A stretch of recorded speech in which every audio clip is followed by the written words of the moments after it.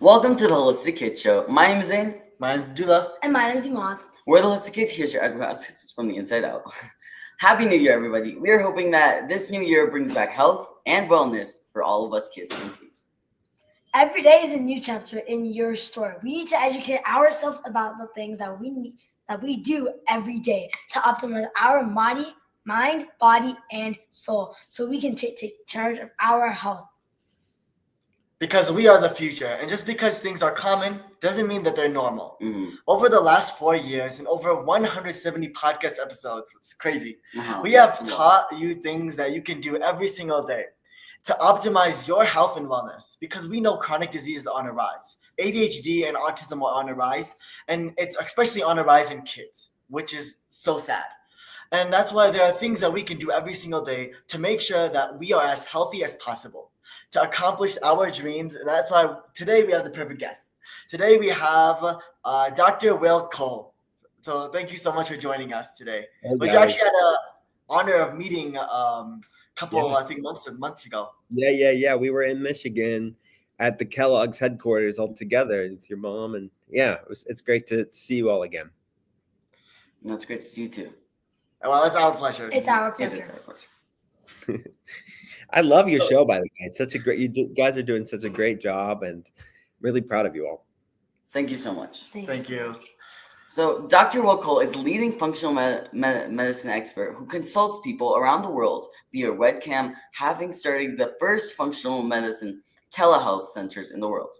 Named one of the top 50 functional and integrative doctors in the nation, Cole specializes in clinically investigating underlying factors of chronic disease and customizing a functional medicine approach and thyroid issues, autoimmune conditions, and other terrible diseases. So thank you so much, Dr. Cole, for joining us today. We know you are incredibly busy, so we would love to hear your story. Yeah. We are super thankful and honored to have you today. Yeah, so we would love to hear your story. My story, man. My story is I love getting people healthy and figuring out answers to complex puzzles. And as you kind of said in the intro, I need you guys as my hype guys in the morning, just to make myself feel a little bit better about myself here and all the I'm just joking. Anyway, so I love what I get to do. I started, as you said, the first functional medicine telehealth clinic. So I'm here at the telehealth clinic now. We see people around the world. We ship labs to them and provide them a functional medicine perspective on their health issues. So what my story is, I've always been kind of like, I was you guys when I was your age. I was like the weird wellness kid. I'd pack my lunch. I'd pack like bell peppers and fruits and vegetables, different fruits and vegetables, different nuts and seeds and meats. And I was like biohacking before biohacking was a thing. And when my first job was at the Finish Line at the mall selling shoes, Finish Line, that store, like Foot Locker, but the other comparable to that. I used my paycheck to go to the health food store at 16, 17 years old and would spend all my money that I made at Finish Line on the latest superfoods and supplements and herbs and botanicals and foods that I read about. So we didn't have podcasts back then. This was in the late 90s, but I really loved health and read a lot of books on the topics. And then I wanted to be formally trained in this. So I went to an integrative medicine school where there's DCs and MDs and DOs and NDs and acupuncturists and herbalists, all kind of learning their different crafts within health sciences.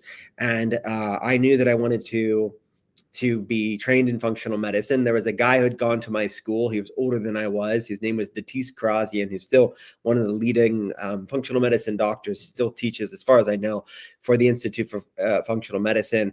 And that's who I was hearing. I heard about him and what he was talking about.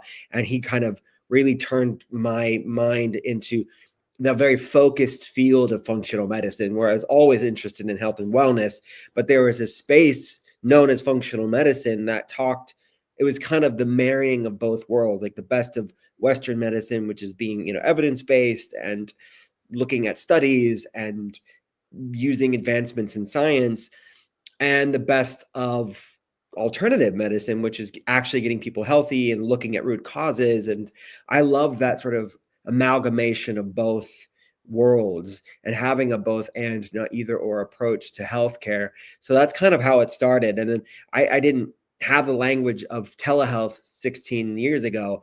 We called it a virtual functional medicine clinic because that's the best I could come up with. I lived in the middle of nowhere, and a lot of other people were in different parts of the world that needed access to functional medicine. So we figured out the logistics of how to get it for them. So 10 hours a day for the past 16 years, that's what I've been doing is running the telehealth clinic and helping people around the world optimize their health.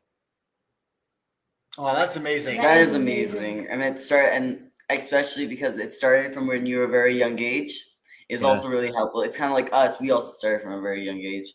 Yes, totally. I mean, look, guys, I see myself in you so much. Like what you're doing right now is like the 21st century version of what I was doing. So it's really cool to talk to you.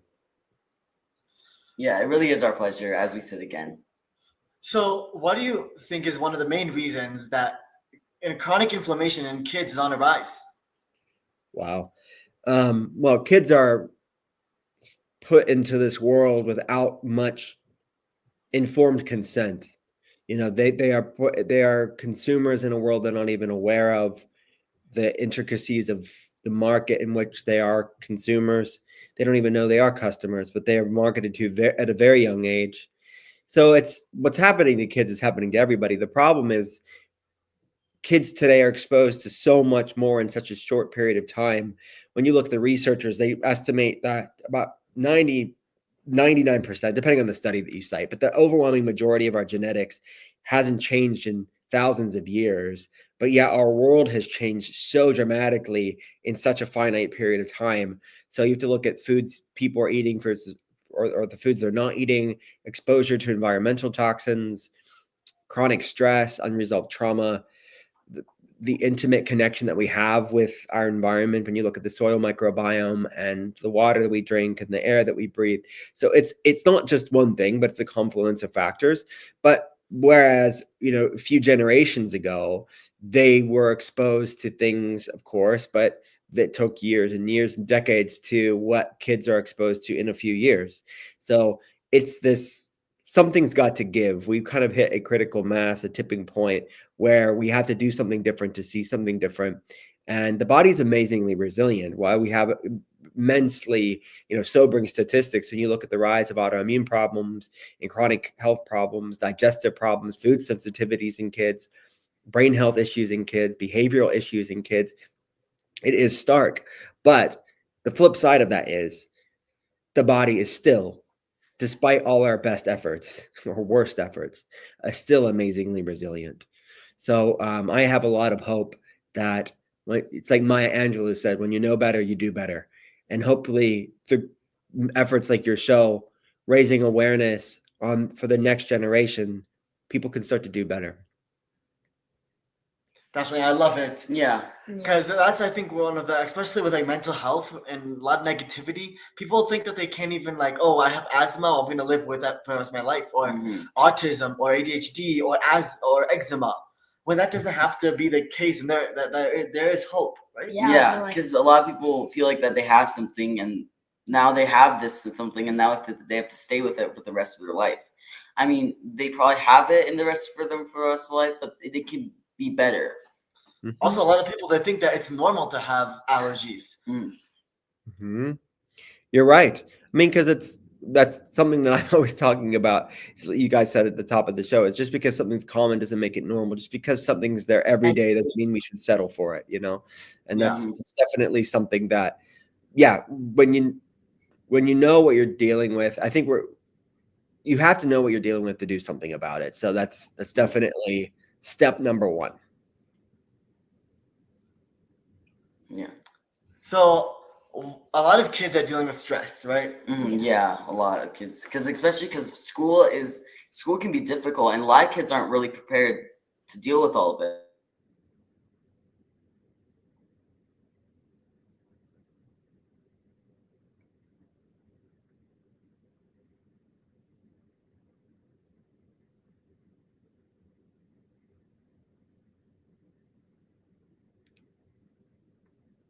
HRV is associated with disease, and a high HRV is linked to health. What is your favorite way to relieve stress that we kids can adopt? Yeah, because Yeah. I mean, I was just gonna say, when it comes to stress, we just think about meditation and sitting in a room and just going all day. Is there any other ways that kids can relieve stress? Yeah. I mean, look, I think a lot of it starts with, instead of focusing on the things you shouldn't do or not to do, what are things that are additive that you could bring to your life, right? I think a lot of it is very simple things of getting outside and moving your body in nature. And not everybody has access to all of that, but you have to do the best you can with what you have access to. And it could be walking in a park, just finding some green space. My telehealth clinic's kind of in an urban setting. I live in the country, but my office isn't. But so during the lunchtime, there's just this tiny little patch of grass and one little tree that I'll sit underneath and kind of take my shoes off and kind of get some grounding and earthing. And just, even though there's urban noises all around me, honking and cars and all that stuff, it's still a place of solace. It's a place of stillness, even amongst the urban noise. And then the more nature you have, the better.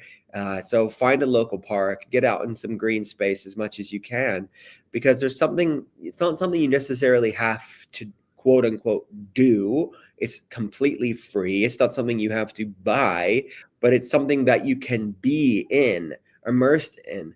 And I think that's a powerful tool. There's even research to show this. It's out of Japan and South Korea. The Japanese phrase is called Shinrin-yoku, which translates to English as forest bathing. So it's research looking at how to use nature as a meditation, how to use nature as a medicine. So I think that's a powerful tool. Breathing in, taking in nature with all of your senses, breathing in the biome of the nature of nature. And there's a study actually done on kids and found, it's a small study, but it showed that I think 15 to 30 minutes of forest bathing is what you kind of, like they call it, that's Shinrin-yoku, of kids that did a forest bathing class, kind of a meditative nature walk, if you will, showed that there was a shift in the microbiome of the kids. So this, but for people that don't know, the microbiome is home to 75% of the immune system. So inflammation is a product of the immune system. Your gut is also home to 95% of serotonin, or happy neurotransmitter, 50% of dopamine, or pleasure neurotransmitter. And they found that kids that did the forest bathing class, that walked through nature, breathing in the biome of the forest, had a beneficial shift of their gut microbiome, because there's microbes that you're breathing in nature. And we're intimately a part of nature. And part of why we're seeing such a rise of these chronic health problems is because we're so arrogant and we have so much hubris when it comes to, how haughty we think we are, how important we think we are, but we're disconnected from nature. So the more we can do to decrease that chasm between genetics and epigenetics, or ourselves and nature, the better our biochemistry will work. So that's kind of the first step that I would say. The next, kind of hand in hand with that, is really looking at healthy boundaries with technology. And I'm not saying we have to live in a bubble. We're connecting across the country right now through technology. Technology can be a massive blessing, but it's a double-edged sword. And I think that people need to find for themselves, and then people know intuitively. People know, man, this is controlling me. I'm not controlling it. And this is really impacting my mood. This is impacting my sleep. This is impacting my relationships. I'm not being the person that I want to be because I'm always on my screen scrolling and looking at things online. So we need to learn, whether it's unloading apps, like uninstalling apps that are kind of all time consuming and sucking you in. Maybe it's putting time limits on your phone. Maybe it's putting your phone on airplane mode when you're during school, where you're not always checking texts and checking notifications on social media. But I think that whatever time you're using online, start to explore, what does less time on your phone look like? And it could be video games, it could be social media, whatever. So I think those are two things, like looking at nature, or looking at social media, but not just avoiding it for the sake of it. But what are you going to do with your time that you're not on it? And really look at things that love you back. So it could be getting out in nature, but it could be starting a hobby. It could be writing. It could be reading an actual book, not on your screen. It could be playing board games. It could be things that humans would have done for thousands of years that we're now living. Have you guys ever seen the Pixar film? It came out in 2008 or 9. I forget when. No, probably 2007, 8. It doesn't matter. Anyways, Yes. WALL-E. It's a Pixar film where Oh, Oh, you know yeah. what I'm Oh, Gosh. all the adults are just, all the humans are sitting and floating on these little electronic floating devices, staring at a screen, and they think their whole reality is the screen in front of them, and they have no muscle mass. They're mostly fat and very low bone density. And that's where humanity's headed. I think WALL-E is very prophetic. That film was made 18 years ago, something like that, is that humanity is divorced from nature. So the more we can disconnect from technology and reconnect with nature, the more our biochemistry and in turn our health will thank us. so basically, the reason why a lot of us can't manage stress is because we've become disconnected from reality, and doing simple stuff like just taking deep breaths, going out in nature, doing what you love, being with the people you love can actually help reduce that stress and help you manage it better, right? It's going to be uncomfortable. Here's the hard truth. It's going to be uncomfortable at the beginning. People say, well, I'm not, the statistics show, there's a broad swath of people that get anxiety, panic attacks. They have a disordered anxiety when they put their phone down, and the idea of not having their phone, not being able to check their phone, it's become such a habit that it's going to be uncomfortable at first, because it's like we've all become addicts to this. So it's going to be hard to retrain that. And that's because that part of our awareness, our present moment awareness, is used to being distracted and numbed. So when something's weak, it's uncomfortable sometimes to strengthen it and to build new habits. But you'll see immense payoffs when you do it. And the amazing benefits that I've seen over the years of telehealth patients, and even my own kids. I have a 18-year-old and a 14-year-old. Actually, she's 15 now. So I have kids the same age as you guys, as they feel so much better. Their mental health is so much better when they have a little digital detox, time off of their phones, or they have limits. They ask us to put limits on their phone. It's just becoming aware of how you want to feel. And if this technology isn't making you feel the way that you want to feel, you have to do something different.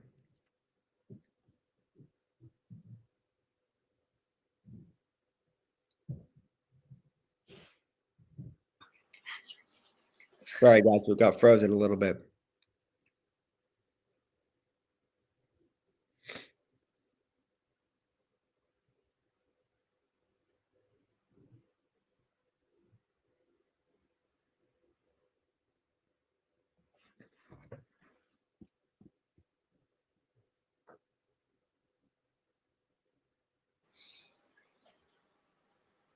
Sorry, guys. Do you guys want I feel bad. I want this to be a great experience. With the connection not being so great, do you want to find a different time? So this isn't, because I feel it's stopping a lot. I mean, do you want to find a different time? I mean, we're fine anytime, but we can even continue like this. Yeah, If you feel like it's good enough, I don't know how it's going to be once it's done, but if you guys feel comfortable, I'm fine with that. That's called the power of editing. If any problems, we'll edit it out later. We'll try. Okay. Yeah. So yeah, we can continue. We can continue Okay, in a okay. minute. As long as it's fine with you.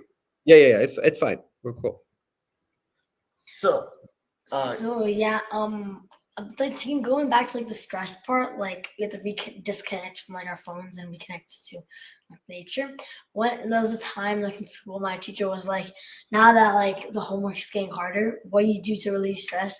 And most of the kids were like, oh, I just play Fortnite, just keep playing Fortnite.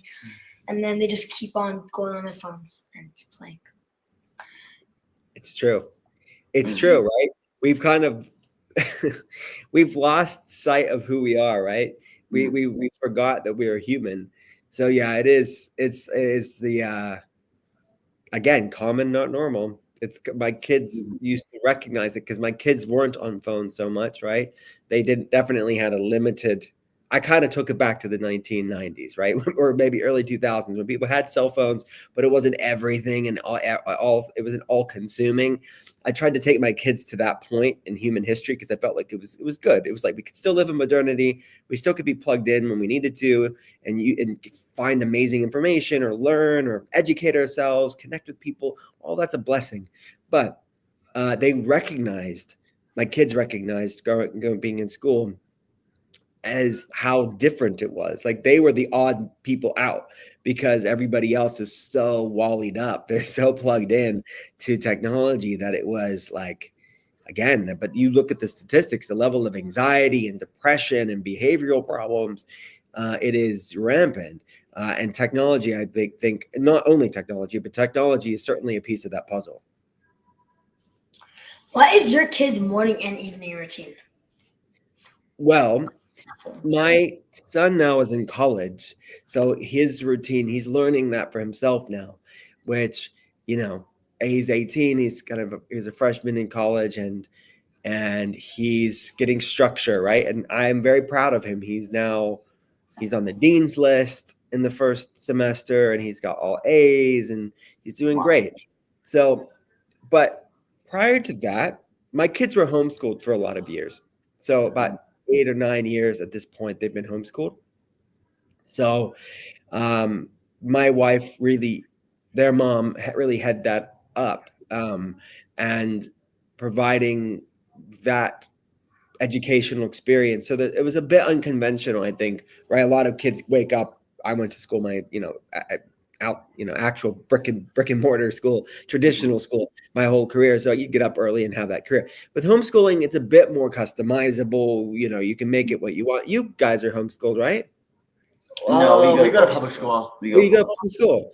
All right, cool. You're on break, right? That's right. That's how we're doing it this time. My kids, they have breaks other times, and then like around holiday breaks, they're going to school. So we kind of make it how we want it to. So if we have a trip, I typically will take, as they were growing up, I took one of them or both of them. Like your mom saw me actually in Chicago, I think it was, and I had my daughter with me, and we always do something that's emblematic, historical, cultural within that city. So we try to do it as much as we can. And they've been all around the world traveling with me when I'd be speaking in different states and countries. So their schedule was very unconventional. They did not have a traditional, 8 to 3, whatever school schedule. But it worked for us, and they had all the classes. And, you never know. When you homeschool, you do the best you can. And there's co-ops and cyber schools and things like that. And my kids did that. So it was a bit of a eclectic form of education with both virtual schooling and traditional homeschooling. But now the test of time, we got to see that whenever my son started that traditional university, and he's on the dean's list. So I'm proud of him. And even that unconventional homeschooling really paid off because he's a free thinker, he's an open thinker, and he's used to diversity of thought and really is an engaging young man. And I'm super proud of him. So my kids, I don't know if that answered your question or not, but every day is different. Every day is different for my kids as far as their routine is concerned. So what do you try to prioritize in their routine when you were coming up with it and you were trying to give them advice? Well, put school first. It's like even when if you're doing traditional school or homeschool, it's what's the primary thing. And when you're focused on school, when you're in school age, I think that you really should. If I could go back, my elementary school days, when you're young, you don't really appreciate that stuff. But if I could go back, I had some brilliant teachers growing up, and I didn't appreciate it. So as much as I could relay that to them, that they could receive that and understand it,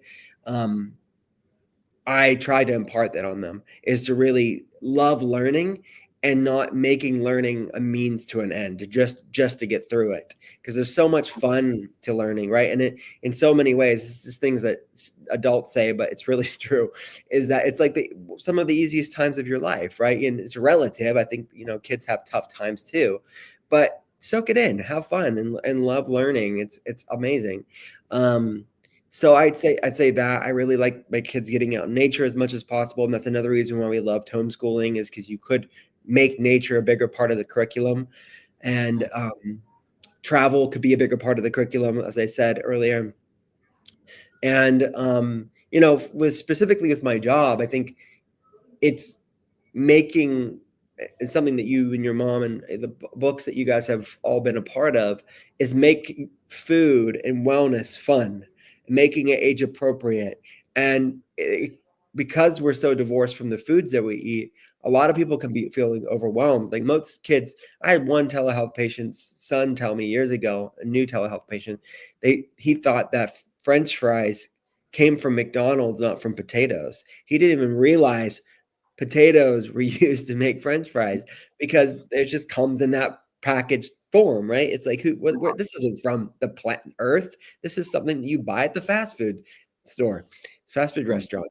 So it's getting kids in the kitchen and getting them involved with the cooking process, and not making it a list of restrictive do's and don'ts, but make it fun. Like, it's not about the things you can't have. It's how eating foods that love you back is a form of self-respect, and talking about healthy boundaries with yourself and healthy boundaries in your life, because avoiding something that doesn't love you back is not restrictive. It's self-respect, and teaching my kids self-respect in that way. And not just when it comes to foods, but again, the information they're consuming online or their friends. Like, what's the social community they're consuming, right? And how, are they having foods that love them back? Are they having friends and relationships in their life that love them back, or is it something that's going to tear them down and bring them down and bring down their quality of life and be a source of negativity? So it's having those conversations as a dad and as a parent, I think was really important, because I see my kids now that they're older really making those acts of self-governance and agency and self-respect. This is amazing. That was amazing. And it's so good that you put that into their lifestyle so they can use it as they get older, which is really amazing. So thank you. So thank you so much, Dr. Cole. Thank you from the bottom of our hearts for your time and wisdom today. So now it's time to recap Dr. Cole's key points. We know chronic disease is on the rise, and it's not just one thing that can cause it, but a combination of factors. Number one, get back to nature. Nature is so important when it comes to your overall health. It dictates the way you work, the way you think, the way you act, and it's a big part of our lives that a lot of people are missing nowadays. The body is amazingly resilient. There is so much kids can do. We are disconnected to our nature. The better that we can connect with nature, the more resilient we be and become. Look at healthy boundaries in technology. A digital detox is powerful. Ask yourself, are you controlling it, or is it controlling you? And learn to uninstall apps that waste your time. Start to explore what less time on your phone looks like. And make food fun. Get kids in the kitchen. It's not about the things you can't have. Eat the foods that love you back. Focus on things that love you back. Yeah. Because when we know better. Because when we know better, we can do better. Yes. That's all. And we can actually improve our lives and and actually do something that we love to do. So everyone needs to get Dr. Cole's book today. Today. Like right now. Like right now. Like, what are you doing? Go. So thank you again, Mr. Cole. We can't thank you enough. Thank you, and thank you everyone for tuning in. Until next time, I'm Zain. Sorry. I'm Abdullah. And I'm Imad. Follow my family on social media and follow my mom on social media, Holistic Wellness, and look out for my mom's book that already came out, Adam's Literature. But most importantly, look for our book that's coming out September 2025, called The Teen Health Revolution. Kids need to learn from other kids. Please download our podcast on iTunes and leave a review so other kids and families can benefit. We need to work together to create a healthy future for all of us and the planet. Join us next week for another episode of the Holistic Kitchen, where kids are empowering kids. Thank you, everyone. Bye.